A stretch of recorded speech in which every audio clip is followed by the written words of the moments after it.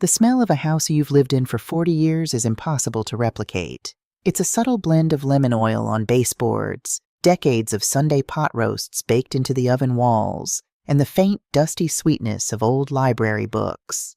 Standing in the center of my living room that crisp October morning, watching the movers carry out the last of my life in cardboard boxes, I felt a physical ache in my chest.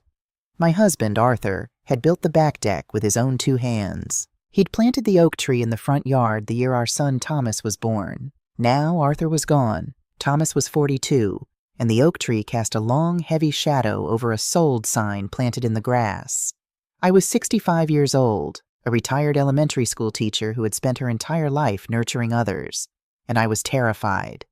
"Mom, you're making the right choice," Tom had said just a month prior, sitting at my worn oak dining table. He was wearing a custom-tailored suit that probably cost more than my first car. He had that earnest, convincing smile he'd perfected as a regional sales director. "You shouldn't be living out here alone. The maintenance on this place is too much for you. Move in with Jessica and me. We have that massive guest room over the garage. You can help out with the kids, be part of the family, and finally relax." It sounded like a dream, a safe harbor. "And the money from the house?" I had asked, tracing the rim of my teacup. "I've got it all figured out." Tom had leaned in, placing his warm hand over my wrinkled one. "You hand the equity over to me, and I'll put it into a high-yield family trust managed by my wealth advisor. It'll grow tax-free. You'll have a nest egg, and you won't have to worry about a single bill for the rest of your life. I'll take care of everything, Mom. Haven't I always?" I wanted to believe him. More than anything, I wanted to stop worrying about leaky roofs and rising property taxes. I wanted to be a grandmother who baked cookies and read bedtime stories. So on closing day, I endorsed a cashier's check for $350,000, every penny of equity Arthur and I had scraped together over a lifetime, and handed it to my son. I didn't know it then, but I had just handed him the weapon he would use to destroy me. The transition from a homeowner to an uninvited guest didn't happen overnight. It was a slow, agonizing slide, masked by fake smiles and passive-aggressive notes. Tom and Jessica lived in a sprawling 6-bedroom McMansion in one of Chicago's most affluent suburbs.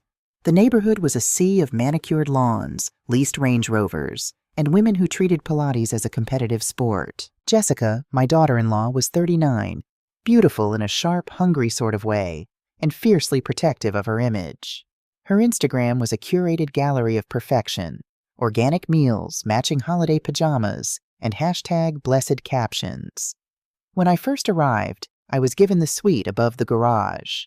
It was spacious, albeit freezing in the winter and stifling in the summer. For the first few weeks, things were pleasant. I made breakfast for my grandchildren, 8-year-old Leo and 5-year-old Mia. I felt useful. I felt loved. But then the boundaries began to shift. It started with small requests. "Peggy, since you're home, do you mind letting the cable guy in?" Then it was, "Peggy, could you throw this load of laundry in?" The housekeeper called out. I didn't mind helping. I was living under their roof, after all. But by month 3, the housekeeper was fired completely to save money, and I had unknowingly absorbed all her duties. I was the one scrubbing the marble countertops, ironing Tom's expensive dress shirts, and ferrying the kids to soccer practice. Meanwhile, the delivery trucks never stopped coming. Almost daily, I hauled heavy Amazon boxes or pristine packages from Nordstrom off the porch. Jessica was constantly redecorating. A new velvet sofa for the sitting room, custom silk drapes, $300 artisanal candles that she forbade anyone from actually lighting. One Tuesday afternoon, I was on my knees in the kitchen, scrubbing a stubborn marinara stain off the custom grout with a toothbrush. My back screamed in protest. Jessica breezed in from her morning tennis match, dressed in pristine white Lululemon, a venti iced latte sweating in her hand. She stepped over my legs without breaking stride. "Oh, Peggy, don't use the bleach on that," she sighed, not looking up from her phone. "It ruins the finish. Use the organic enzyme spray. And when you're done, Leo needs his baseball uniform washed. He has a game tonight." I stopped scrubbing, my hand trembling slightly. "Jessica, I'm feeling a bit under the weather today. My arthritis is acting up. Could you perhaps run the wash?" She stopped typing and finally looked at me. Her eyes, a pale, icy blue, narrowed. A smile that didn't reach her cheeks stretched across her face. Peggy, we're all stressed. Tom is working 70-hour weeks to provide for this family. The least you can do is help out around the house since you live here rent-free. Rent-free. The words hit me like a physical blow. I had given them $350,000. But in Jessica's mind, I was a charity case, a burden. When I tried to bring it up with Tom that evening, waiting in his home office until he finished a conference call, he barely looked away from his monitors. Tom, I need to talk about my money, I said quietly, gripping the edge of his mahogany desk. I need some walking around money. I had to ask Jessica for $20 to buy my prescription at CVS yesterday, and she huffed at me. Tom sighed, rubbing his temples in an exaggerated display of exhaustion. Mom, please, we talked about this. The money is locked in the trust.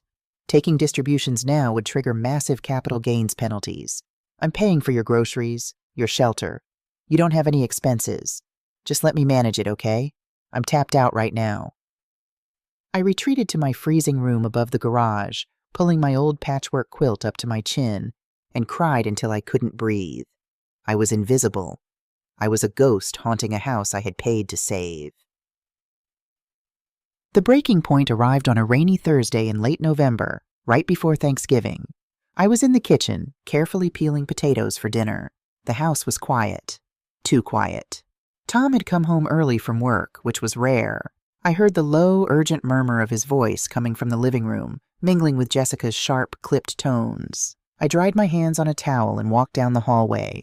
I didn't mean to eavesdrop, but the sound of my own name froze me in my tracks. I can't do it anymore, Tom, Jessica was hissing. She's constantly underfoot. She smells like old lotion and mothballs. She rearranged my pantry yesterday. My friends are coming over for the holiday party next week, and having her skulk around looking like a depressed maid is embarrassing. Jess, keep your voice down, Tom pleaded. His voice was weak, pleading. She's my mother. She gave us the house money. Which is gone, Jessica snapped. And we need that space above the garage. The breeder called. The golden doodle puppy is ready next week, and I need that room for his crate and training area. I'm not having a dog ruin my hardwood floors. I stopped breathing. A dog. She wanted to put me out for a designer dog. So what do you want me to do? Tom asked, his voice cracking. You show her the brochure, Jessica said coldly. You tell her it's for her own good, or I take the kids and go to my mother's. I mean it, Tom. A heavy silence fell. Then the sound of footsteps approaching the hallway. I scrambled back to the kitchen, picking up the peeler with shaking hands, my heart hammering against my ribs like a trapped bird. A moment later, Tom walked in. He wouldn't meet my eyes. In his hand was a glossy trifold pamphlet. He cleared his throat. Mom, can you sit down for a minute? I slowly put the potato down. I wiped my hands. I sat at the kitchen island, feeling entirely disconnected from my own body. Tom slid the brochure across the marble counter. The cover featured a stock photo of a smiling elderly woman holding a nurse's hand. The bold letters read, Shady Pines Assisted Living, Comfort for Your Golden Years. What is this, Tommy? I asked. I hadn't called him Tommy since he was 10 years old. Mom, Jess and I have been talking, he started, his eyes darting to the floor, to the fridge, anywhere but my face. This house is it's too chaotic for you, with the kids and my work and, well, we're getting a dog, a large breed. It wouldn't be safe for you with your arthritis. We found this place. It's state subsidized. They have bingo nights and a cafeteria and people your own age. I stared at him. The boy I had carried in my body, the boy I had stayed up with through fevers and heartbreaks, the boy whose college tuition I had paid by working summer school for 12 years. It's a nursing home, Tom. You want to put me in a state-run nursing home. It's an assisted living community, he corrected quickly. And it's affordable. Affordable? My voice was barely a whisper. I gave you $350,000. I have my own money. If I'm leaving, I want my money from the trust. I'll buy a condo. Tom's face flushed a deep, ugly crimson. He ran a hand through his hair. Mom, you don't understand how these financial instruments work. The money is tied up. It's illiquid. You can't just withdraw it. Jessica walked into the kitchen then, arms crossed, her face a mask of faux sympathy. Peggy, we're doing this out of love. We've already paid the first month's deposit at Shady Pines. They have a bed opening up on Monday. You have 3 days to pack. 3 days. 72 hours to erase my existence from their lives. They expected me to cry. They expected me to beg, to fall apart, to plead with them to let me stay in my freezing room above the garage. I saw the anticipation in Jessica's eyes. She was ready for the fight, ready to play the victim of a hysterical mother-in-law. But something inside me snapped. It wasn't a loud, dramatic break. It was a quiet, cold locking of a door in my soul. The mother who loved Thomas unconditionally died right there on that Italian marble countertop. What remained was Margaret Sullivan, a woman who had survived the death of her husband, a battle with breast cancer, and 30 years of teaching 30 wild children at a time. I looked at the brochure, then I looked at Jessica, and finally, at my son. "I see," I said, my voice eerily calm. 3 days. I'll need some boxes." Tom blinked, completely disarmed by my compliance. Yeah. Yeah, of course, Mom. I think there are some empty ones down in the basement in the utility room." "Thank you," I said. I stood up, left the half-peeled potatoes on the counter, and walked away. The basement of their house was fully finished, a sprawling man cave with a home theater, a wet bar, and a pool table. But tucked all the way in the back was the unfinished utility room, smelling of damp concrete and ozone from the massive HVAC system. I walked into the dim light, the hum of the furnace vibrating in my teeth. There was a stack of flattened U-Haul boxes in the corner. As I went to grab them, I noticed a puddle of water seeping from under the water heater. It was slowly creeping toward a stack of plastic storage bins tucked under the stairs. I sighed. Even on my way out, I was cleaning up their messes. I pulled the bins away from the water to save whatever was inside. The top bin was heavy. The lid wasn't snapped shut properly, and as I dragged it, it caught on a nail protruding from the wooden stairs, flipping the bin onto its side.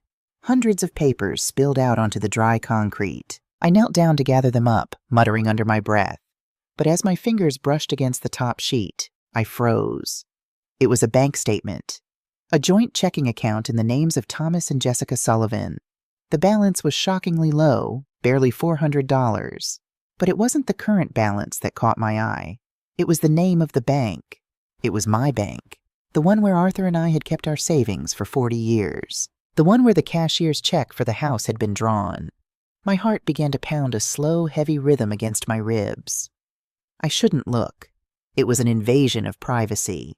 But the woman who respected boundaries was the woman who had just been discarded for a dog. I sat on the cold concrete floor and began sifting through the papers. There was no family trust. There never was. Instead, I found the paper trail of a financial slaughter. I found the deposit slip for my $350,000 cashier's check, deposited directly into their joint account 14 months ago. I traced where the money had gone. It was sickening. A $45,000 wire transfer to a company called Apex Credit Recovery to settle an impending lawsuit for unpaid credit cards. A $112,000 cashier's check to Wells Fargo Mortgage. A lump sum payment that had narrowly stopped their house from going into foreclosure the very month I moved in. $15,000 to a luxury travel agency for a 2-week trip to Turks and Caicos they took for Tom's work conference last spring. Endless streams of transfers to Nordstrom, Saks, country club dues, and expensive leasing companies. My equity, the roof over my head, Arthur's sweat and blood. It hadn't gone into a trust to protect my future.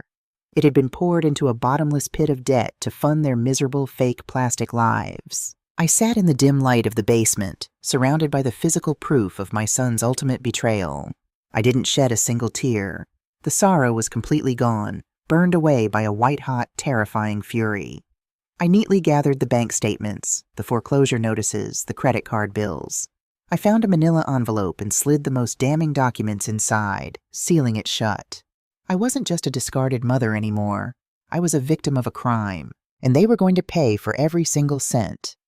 Packing up 65 years of existence shouldn't take only 3 hours, but when you are stripping away everything except the absolute truth, the baggage gets remarkably light.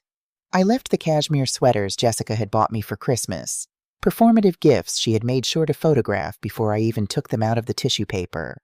I left the designer perfumes that gave me migraines. I packed my sensible slacks, my comfortable walking shoes, Arthur's old flannel shirt that still faintly smelled of his Old Spice, and my small wooden jewelry box. And, hidden safely at the bottom of my sturdy leather tote bag, I packed the manila envelope filled with their financial ruin. When I brought my suitcases down to the grand foyer on Friday morning, Tom was waiting by the front door. He was wearing his weekend uniform, a quarter-zip Patagonia fleece, and an expression of manufactured deep concern. Jessica was nowhere to be seen, likely hiding in the master suite to avoid the unpleasantness of the mess she had orchestrated. "Mom, I called you an Uber Black," Tom said, stepping forward to take my bags. "I prepaid it. It'll take you straight to Shady Pines. I've already transferred your first month's allowance to the facility's commissary account. I'll come visit on Sunday, okay? We'll bring the kids."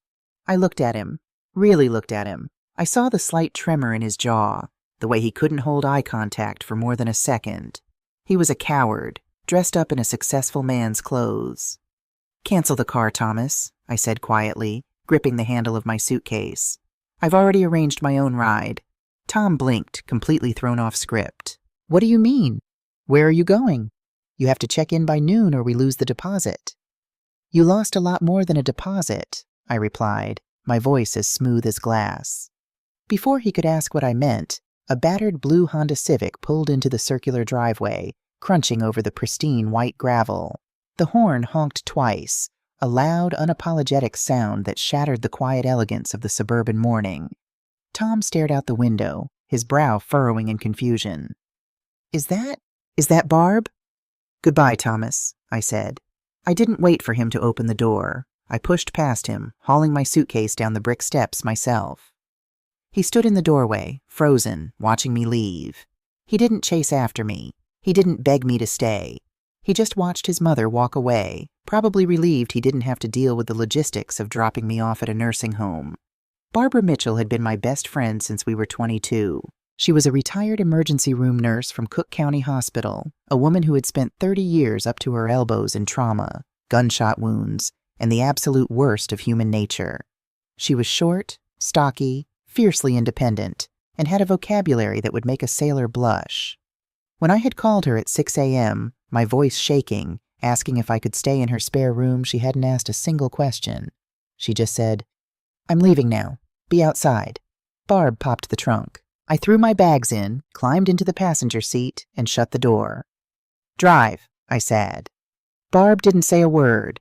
She put the car in reverse, backed out of the driveway, and sped down the tree-lined street.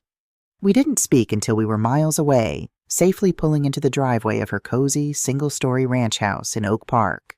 The yard was a bit overgrown, and the paint on the porch was chipping, but to me, it looked like a fortress. We walked inside, greeted by the enthusiastic thumping tail of her rescue Labrador, Buster. Barb pointed to the beige sofa in the living room. "Sit," she commanded gently. She walked into the kitchen and came back 2 minutes later with 2 chipped ceramic mugs filled not with coffee, but with straight Kentucky bourbon. It was barely 10 a.m.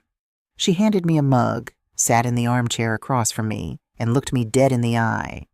"All right, Peg," Barb said, her voice gravelly and firm. "Spill it." And I did. Sitting in the safety of Barb's living room, smelling the comforting scent of old books and dog hair, the dam finally broke. I didn't just cry. I sobbed. I wept for the house Arthur and I had built, for the $350,000 that had vanished into thin air, and most of all, I wept for the son I thought I had raised. I told her about the snooty comments, the unpaid labor, the brochure for the nursing home, and finally, I pulled the manila envelope from my tote bag and dumped the bank statements onto her coffee table. Barb didn't offer empty platitudes. She didn't pat my hand and tell me everything would be okay. She was a triage nurse. She knew how to assess a fatal wound. She picked up the bank statements, put on her reading glasses, and studied them in total silence for 10 minutes. The only sound in this room was the ticking of the grandfather clock in the hallway. Finally, she took off her glasses, tossed them onto the table, and took a long sip of her bourbon. "He didn't just drown, Peggy," Barb said, her voice dripping with disgust. "He used you as a life raft, and then he deliberately pushed your head underwater so he could stay afloat.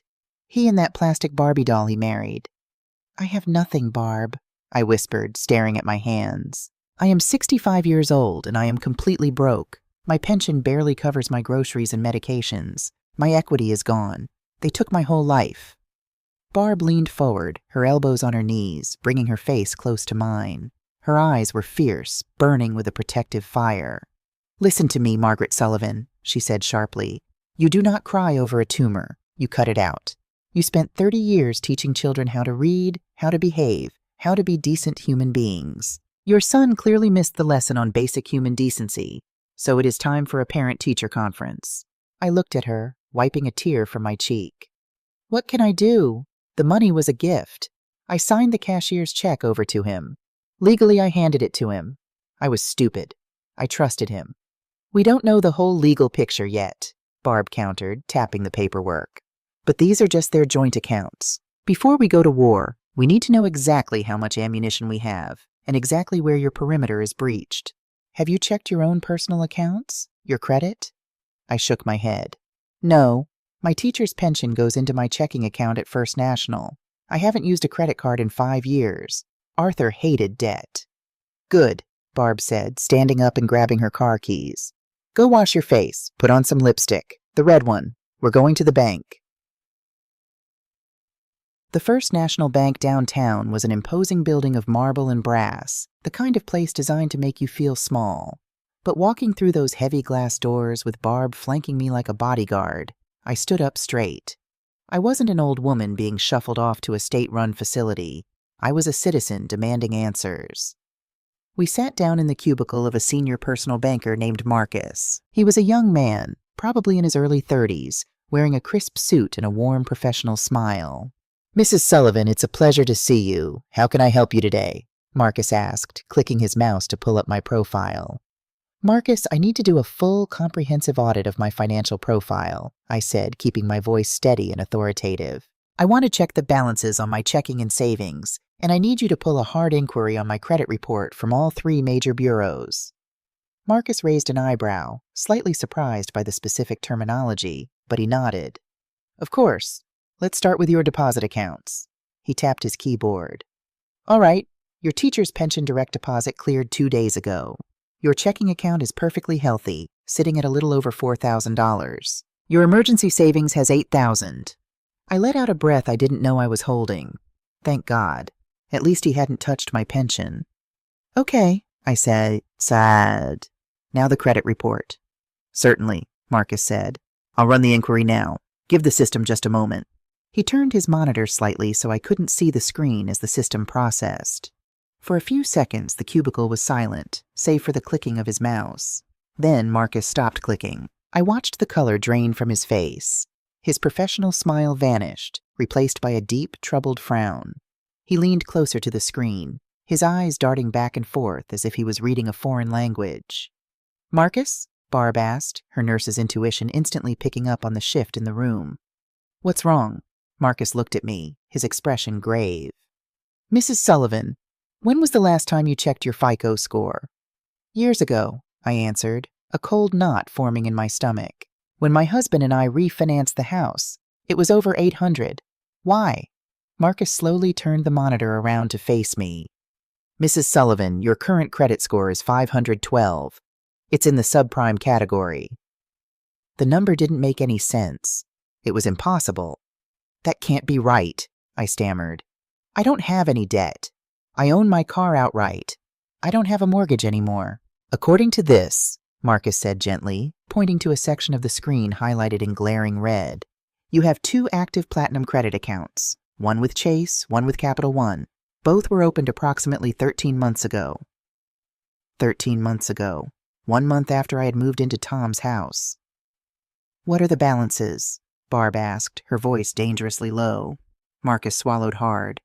"The Chase card has a balance of $22,400. It is currently 90 days past due. The Capital One card is maxed out at $18,000. It is currently in collections. The total outstanding debt in your name is over $40,000. The walls of the bank seemed to rush inward. The hum of the air conditioning sounded like a roaring waterfall in my ears. $40,000. Past due. Collections. "I didn't open those accounts," I whispered, the words tasting like ash in my mouth. "I have never seen those cards. I never signed for them." Marcus clicked a few more buttons, bringing up the account details. Mrs. Sullivan, the billing address for both of these cards is a P.O. box in downtown Chicago, not your residential address, and the secondary contact email listed on the applications. He highlighted a line of text on the screen. thomas.sullivan.sales@gmail.com. I stared at my son's name on the screen. The letters seemed to blur, morphing into something ugly and grotesque. He hadn't just taken the money I willingly gave him. Taking the equity from the house was a breach of trust, a moral failure. But this was something entirely different. To open a credit card in my name, he would have had to input my social security number. He would have had to forge my electronic signature. He had actively, deliberately stolen my identity to fund his wife's shopping sprees and his own pathetic facade of wealth. He hadn't just stolen my past. He had stolen my future. He had made sure that even if I tried to leave, I wouldn't be able to rent an apartment, get a loan, or pass a credit check for the rest of my life. He had intentionally trapped me. "Mrs. Sullivan?" Marcus's voice broke through the ringing in my ears. He pushed a box of tissues across the desk, looking at me with profound pity. "I am so sorry. This is a classic case of family identity theft.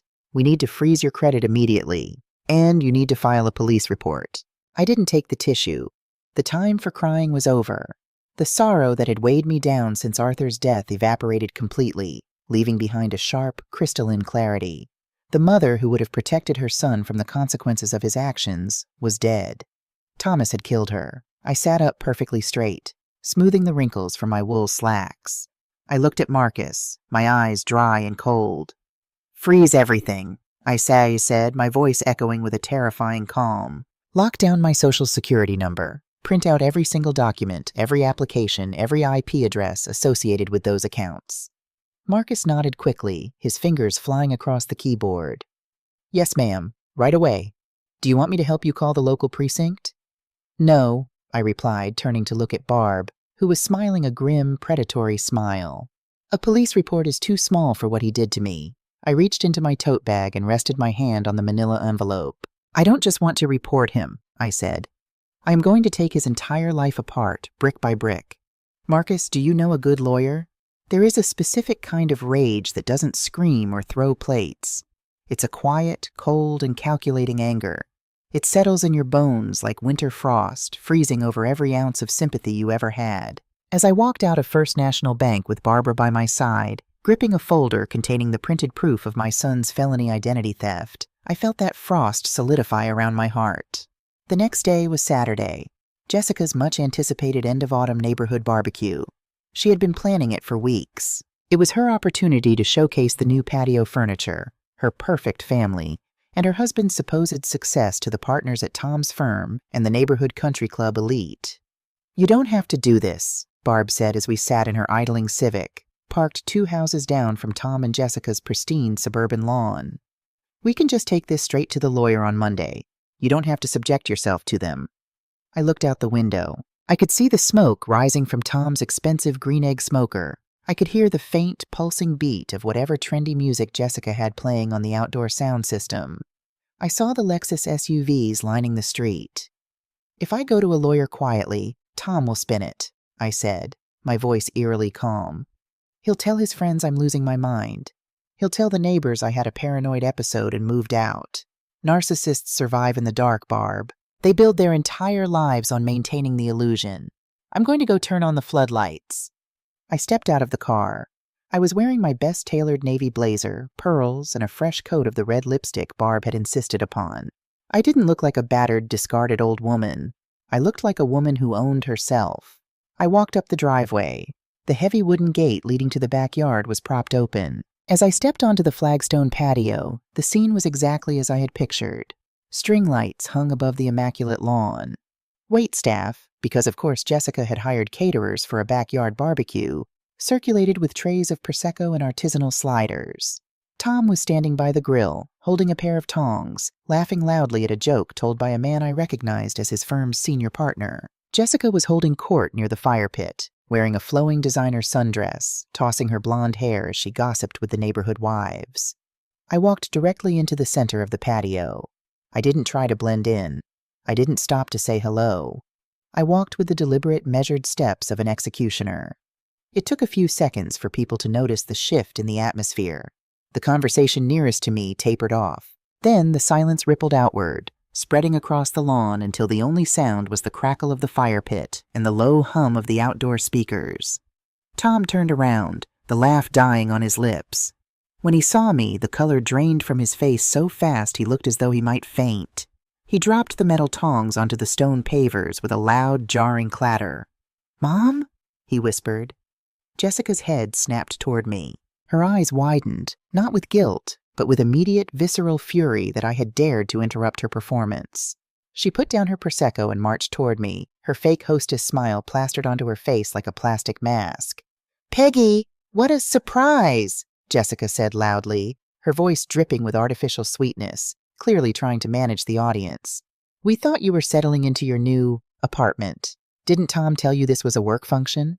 I ignored her completely. I kept my eyes locked on my son. I walked up to the large teakwood outdoor dining table, right in front of Tom's senior partner and his wealthy neighbors. I lifted the thick manila envelope and let it drop onto the table. It landed with a heavy, satisfying thud. "I went to the bank yesterday, Thomas," I said. I didn't raise my voice. I didn't need to. In the dead silence of the patio, my voice carried with crystal clarity. Tom swallowed hard, his Adam's apple bobbing. He took a step back, his eyes darting frantically to his boss, then to his neighbors, and finally to the envelope.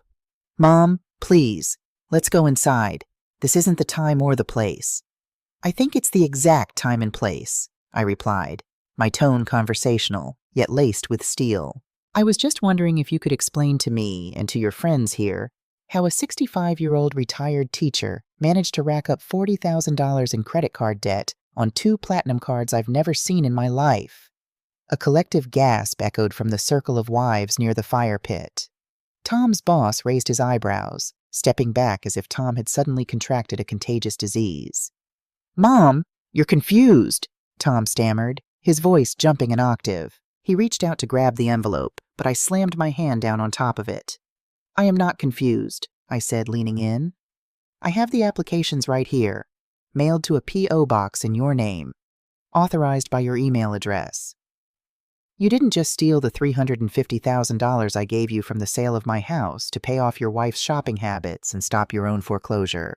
You forged my signature. You committed identity theft." "Stop it!" Jessica shrieked, dropping the polite facade entirely. Her face was flushed, her fists clenched at her sides. "Tom, get her out of here. She's having one of her episodes. Everyone, I'm so sorry. My mother-in-law has been suffering from early-onset dementia. She's completely paranoid." It was the ultimate betrayal. The oldest, most pathetic trick in the coward's playbook, calling the victim crazy. A few of the neighbors exchanged uncomfortable, pitying glances. Tom seized the lifeline his wife had thrown him. He stepped forward, putting on his best face of tragic, burdened sympathy. "Mom, please," Tom said, his voice trembling with manufactured sorrow.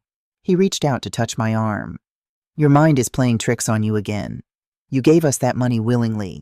And you opened those cards yourself at the mall, remember? We've talked to the doctor about these delusions. We need to get you to the facility." I looked at his hand on my arm. Then I looked up into the eyes of the boy I had raised. I saw nothing but a stranger, a desperate, pathetic liar. I didn't slap him. I didn't scream. I simply pulled my arm away and picked up the envelope. I pulled out one of the printed bank statements, the one clearly showing a massive wire transfer from my stolen funds directly to Apex Credit Recovery under Jessica's name. I handed it directly to Tom's senior partner, a stern-looking man named Richard. "Read it, Richard," I said smoothly. "My son is a regional sales director for your firm. If he is willing to commit federal wire fraud and identity theft against his own widowed mother to fund his wife's lifestyle, imagine what he is doing to your client accounts." Richard looked at the paper, his eyes scanning the highlighted numbers. His expression hardened into a look of absolute disgust. He didn't say a word to Tom. He simply set his drink down on the table, turned to his wife, and said, "We're leaving." That was the match in the powder keg. "Get out!" Jessica screamed, her voice cracking, sounding like a cornered animal. She pulled out her phone, her hands shaking violently. "I am calling the police. You are trespassing. You are harassing my family. I want a restraining order." "Call them," I challenged her, standing my ground. I would love to show the officers these documents. Let's see who leaves this patio in handcuffs. Jessica froze, her thumb hovering over the screen. She knew I had her. But a cornered narcissist always goes for the jugular. You listen to me, you bitter old hag, Jessica hissed, stepping so close I could smell the Prosecco on her breath. If you take one step out of this yard and make trouble for us, you will never see Leo and Mia again. Never. I am their mother. I will tell them you went crazy. I will tell them you died. You will die alone in whatever dump you crawled into, and my children won't even know your name. The threat hit exactly where she intended. A sharp, agonizing stab to my heart. My grandchildren. The only innocent things left in this nightmare. But I didn't let her see me bleed. I looked at Jessica's furious red face. Then I looked at Tom, who was staring at the ground, too weak to defend his mother, too weak to stop his wife, a hollow shell of a man. You think weaponizing my grandchildren will protect you?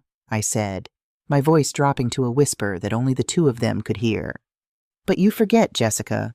I have nothing left to lose, and a woman with nothing to lose is the most dangerous person in the world. I turned my back on them. I walked back across the flagstone patio, past the silent, staring guests, down the driveway, and got back into Barb's car. How do you feel? Barb asked softly as she put the car in drive. I looked at my hands in my lap. They weren't shaking anymore. I feel like hiring a lawyer, I said. On Monday morning at 9 a.m. sharp, Barb drove me to a sleek glass office building in downtown Chicago. Diane Sterling was not the kind of lawyer you hired to draft a simple will. She was a senior partner at a firm specializing in elder law, estate litigation, and financial fraud. When I walked into her corner office, she was standing by the window, dictating into a recorder. She was a tall woman in her late 50s, with sharp features, silver hair cut in an aggressive bob, and eyes that missed absolutely nothing. She motioned for me to sit down, finished her dictation, and took the seat across from me. Margaret Sullivan, Diane said, opening a fresh legal pad. Barbara told me a little about your situation over the phone. You've had a rough weekend. My weekend was fine, Ms. Sterling, I replied, placing the manila envelope on her polished mahogany desk. My son's weekend, however, was likely very stressful, and I want to ensure the rest of his year is much worse. A small, genuine smile played on the corner of Diane's lips. I like you already. Call me Diane. Show me what you have. I laid it all out. The history of the house sale, the false promises of the family trust, the unpaid labor, the nursing home brochure, and finally the crushing blow of the credit reports and the forged applications. Diane didn't interrupt. She methodically reviewed every single document, making precise, jagged notes on her legal pad. As she read, the temperature in the room seemed to drop. Diane Sterling was a shark, and she had just smelled blood in the water. Classic elder financial abuse, Diane finally said, leaning back in her leather chair. It is depressingly common, Margaret. Adult children use their proximity and the victim's trust to drain assets. They justify it by telling themselves they'd inherit it anyway, so they're just taking an advance. But the credit cards, that elevates this from a civil dispute over a gifted asset to felony fraud and identity theft. He told me the money from the house was a gift, I said, the bitter taste returning to my mouth. Because I endorsed the check to him. Did you sign a gift letter? Diane asked sharply. For tax purposes? No, I said. He just told me to endorse the back of the cashier's check so he could put it in the trust. Then it wasn't a legally documented gift, Diane said, her eyes gleaming. It was an oral contract for fiduciary management, a contract he breached. We can sue for the principal, plus interest, plus punitive damages for emotional distress and fraud. I don't just want to sue him, I said. He owes me $350,000, plus the $40,000 on the cards. But Jessica threatened to cut me off from my grandchildren. They think they can hide behind their fake money in their big house. I want to take it all down. Diane tapped her gold pen against the desk. Margaret, if we go to war, it's going to get ugly.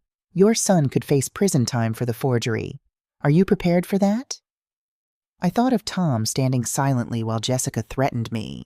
I thought of the room above the garage. I thought of my husband's sweat equity being used to buy designer shoes. I spent 40 years teaching my students that actions have consequences, I said evenly. It's time Thomas learned his. Diane nodded slowly, a predatory grin spreading across her face. All right then, we don't just play defense, we play offense. I am going to file a civil suit for fraud, breach of fiduciary duty, and elder abuse. Concurrently, I'm going to contact the district attorney's white-collar crime division regarding the identity theft. But first, she leaned forward. We initiate discovery. I am going to subpoena every single financial record attached to Thomas and Jessica Sullivan. Bank accounts, retirement funds, offshore accounts, Venmo transactions, credit cards. I want to see every penny that came in and every penny that went out. We are going to financially undress them. The legal process is rarely as fast as it is on television. For 3 long weeks, I lived in Barb's spare room. I didn't hear a word from Tom or Jessica. They didn't call. They didn't text. They were likely scrambling, hiring their own defense attorneys, watching the walls close in as Diane's subpoenas hit their banks like tactical airstrikes.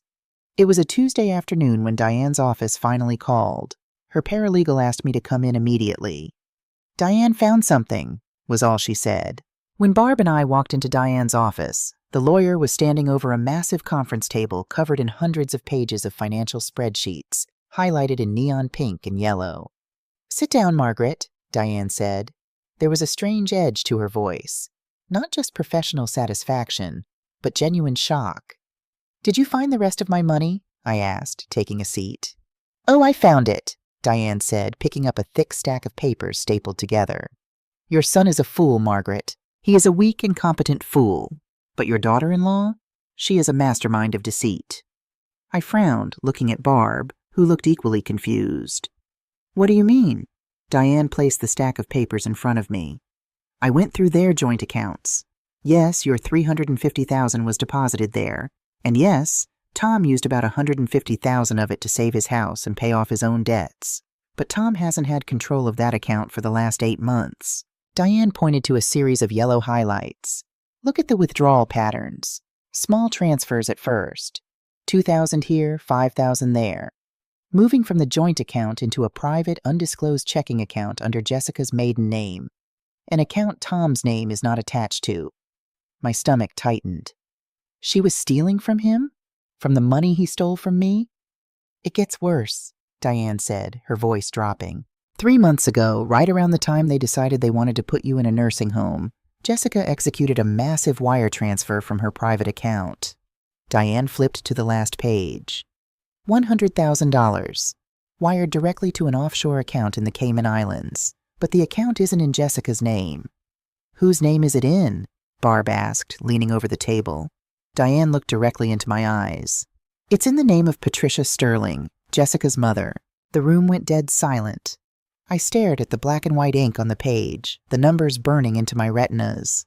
Jessica hadn't just bought shoes and handbags. She had systematically siphoned $100,000 of my husband's life savings, filtered it through a secret account, and sent it out of the country to her own mother.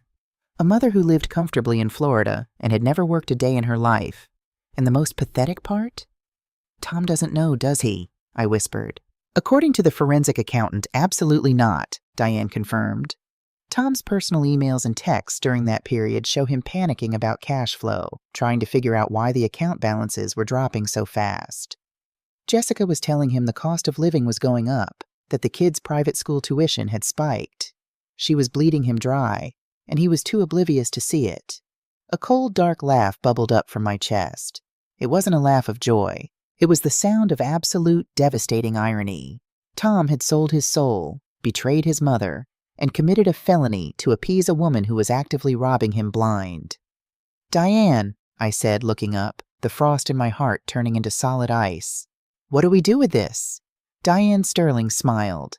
It was a terrifying, beautiful thing to witness. "We do exactly what you do when you want to destroy an alliance, Margaret," Diane said smoothly. "We let them destroy each other. I'm going to send this specific discovery packet to Tom's defense attorney tomorrow morning. And then we sit back and we watch the house burn down. Sending a financial grenade into a crumbling marriage is a quiet affair on paper. It happens via courier, inside a sealed, stamped envelope delivered to a downtown law firm. But the shockwave it produces is absolute. Diane sent the discovery packet to Tom's defense attorney on a Wednesday. By Thursday evening, The illusion of the perfect suburban Sullivan family had detonated. We didn't have to guess what happened. The public record told the story for us. When Tom was confronted by his lawyer with the undeniable proof that his wife had systematically embezzled $100,000 of the stolen money right under his nose, he didn't confront her like a man.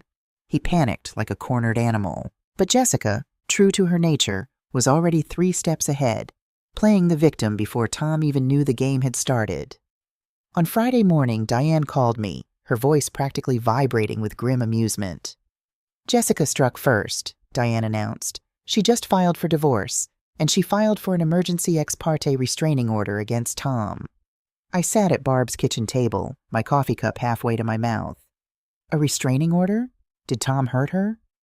"No," Diane scoffed. "She claimed he was behaving erratically, experiencing manic financial episodes, and throwing household objects. She used his panic over the missing money to paint him as unhinged. She's locked him out of the McMansion, petitioned for sole emergency custody of the kids, and, here is the cherry on top, she submitted a sworn affidavit stating she had absolutely zero knowledge of Tom's financial fraud regarding your house. She's attempting to pin the identity theft, the credit card debt, and the missing $350,000 entirely on him." "She thinks she can walk away clean," I whispered, the sheer audacity of it taking my breath away. "With my $100,000 hidden offshore." "She thinks she can," Diane corrected, "because she doesn't know what we have. She thinks Tom's lawyer is the only one digging. She has no idea that the mother-in-law she tried to throw into a subsidized nursing home is the one holding the map to her buried treasure." The trap was fully set. Now it was time to spring it.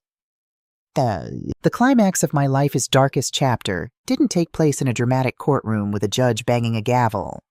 It happened in the sterile, over-air-conditioned conference room of Diane's law firm during a mandatory mediation session. When Barb and I walked in, the tension in the room was thick enough to choke on.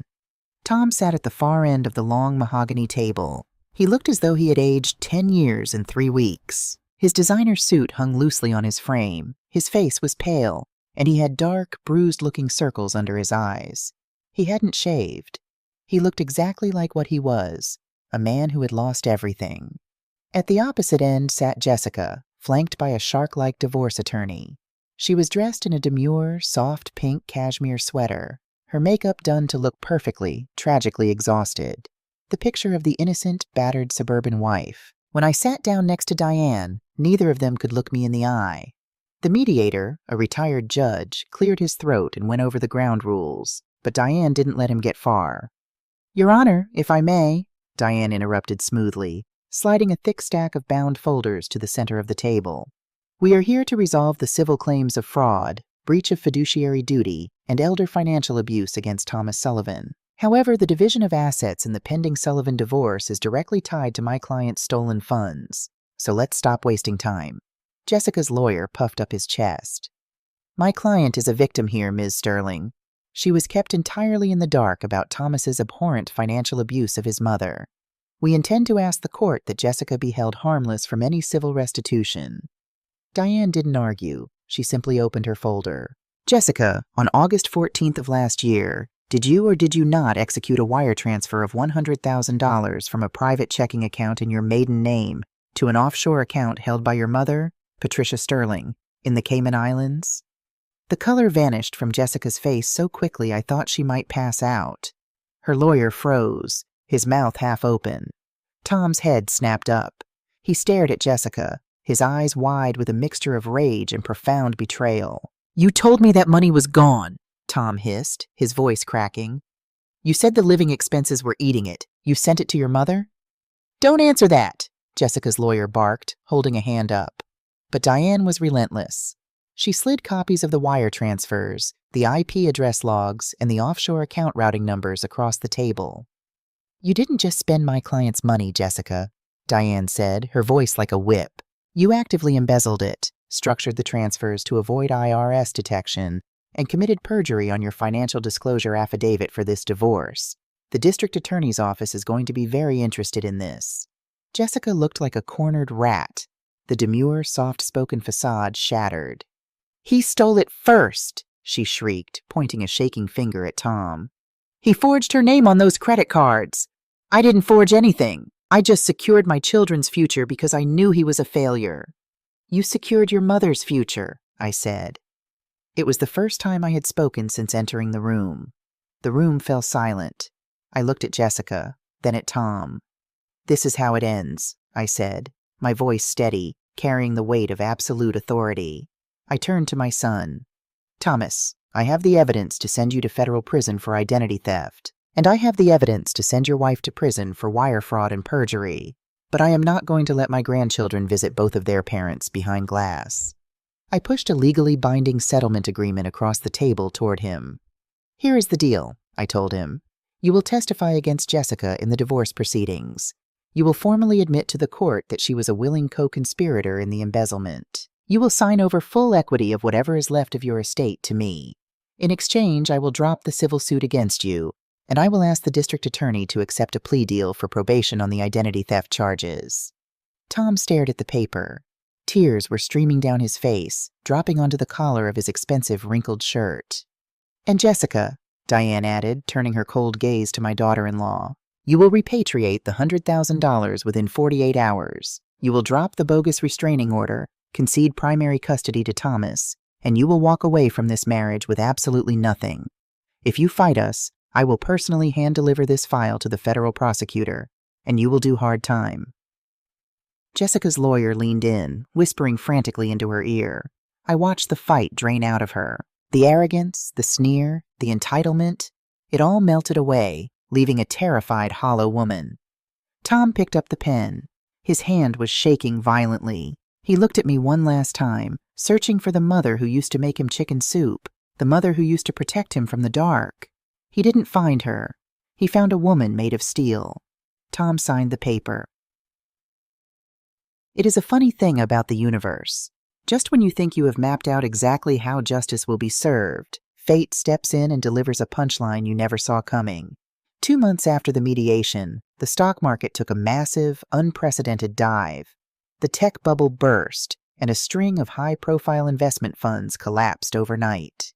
I was sitting in Diane's office, finalizing the transfer of the recovered funds, when she showed me the financial news on her tablet. Remember that high-yield family trust Tom promised to put your house money into? Diane asked, tapping the screen.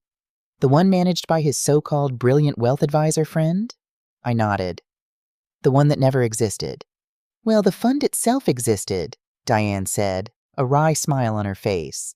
And it just filed for Chapter 11 bankruptcy. It was over-leveraged in toxic assets. Every single investor was completely wiped out. Pennies on the dollar. I stared at the headline, the realization washing over me like a bucket of ice water. If Tom had been a good son, if he had actually taken my $350,000 and invested it exactly where he promised he would, legally and ethically, I would have lost every single cent. And it would have been perfectly legal. I would have had no recourse. But because Tom was a thief, because he stole the cash to pay off his mortgage and his wife's credit cards, the money didn't evaporate into the stock market. It transformed into a tangible, legally binding personal debt. To pay me back, the court forced the sale of their McMansion. Tom's greed had inadvertently protected my principal. It was the most beautiful, poetic justice I had ever witnessed. A year is a long time when you are building a life from scratch. Today, the sun is shining brightly through the sliding glass doors of my 2-bedroom condominium in Sarasota, Florida. I can hear the faint sound of seagulls and the gentle crashing of the Gulf Coast waves. I am standing in my own kitchen, at my own counter, covered in flour. 8-year-old Leo is furiously whisking a bowl of brownie batter, while little Mia, now 6, is carefully placing chocolate chips onto a baking sheet, counting them under her breath. "Grandma, can I lick the spoon?" Leo asks, looking up with a streak of chocolate across his nose. "Only if you don't tell your father," I wink at him, handing over the wooden spoon. Tom lives 3 miles away. He rents a small, cramped studio apartment above a dry cleaner. He lost his high-paying job at the firm after the public humiliation of the divorce and the probation for his misdemeanor plea deal. He now works as a mid-level manager at a logistics company during the day and drives an Uber at night to make his court-ordered restitution payments to me. We are not close. The boy I raised is gone, and the man who remains is someone I keep at arm's length. But he has joint custody of the children, and he brings them to me every weekend. He is learning, the hard way, How to be a Father. As for Jessica, the court stripped her of everything. She lives in a rundown apartment complex on the outskirts of Tampa. Last I heard from Leo, she took a job working the customer service desk at a local supermarket. She spends her days arguing over expired coupons, her designer wardrobe long gone, her curated Instagram feed deleted entirely. I wipe my hands on my apron and look out the window at the palm trees swaying in the breeze. I gave my son everything I had, and he tried to erase me. They thought because my hair was gray and my hands were wrinkled, I was weak. They thought I was just an old woman who would quietly fade away into the sterile halls of a subsidized nursing home. But family is not a free pass for abuse. And love, true love, does not mean allowing yourself to be destroyed so that others can live comfortably. Sometimes the greatest lesson you can teach your children isn't how to ride a bike or tie their shoes. Sometimes the greatest lesson you can teach them is that actions have consequences and that a mother's love has boundaries. I am Margaret Sullivan. I am 66 years old, and for the first time in my life, I am exactly where I belong.